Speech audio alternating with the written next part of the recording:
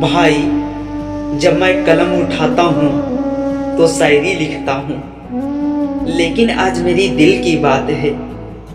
ध्यान से सुनना मेरे दोस्त। जिसकी मासूमियत देखकर मैंने जिसको दिल दिया है, यारो उस लड़की का नाम प्रिया है।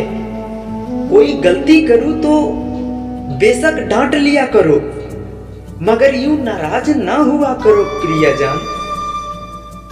दिल ने चाहा तो तुझे लव यू बोल दिया, अब तू मना करके दिल ना तोड़ना प्रिया। प्रिया, कभी तुमसे दूर नहीं जाऊंगा, तुझे हमेशा ऐसे ही चाहूंगा।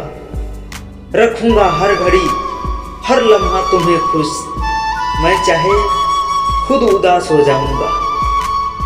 सीने से लगा के तुमको ये कहना है, मैं बस तुम्हारा हूं और अब तेरे होकर रहना है। माना कि हम लड़ते बहुत हैं तुमसे, लेकिन प्यार भी तो बस तुम ही से करते हैं।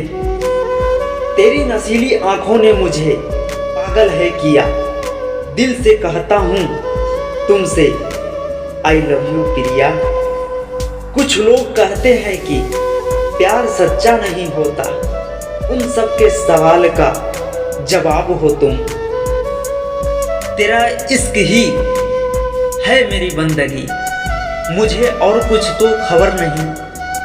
तुझे देख कर देखूं और कहीं, अब मेरे पास वो नजर नहीं।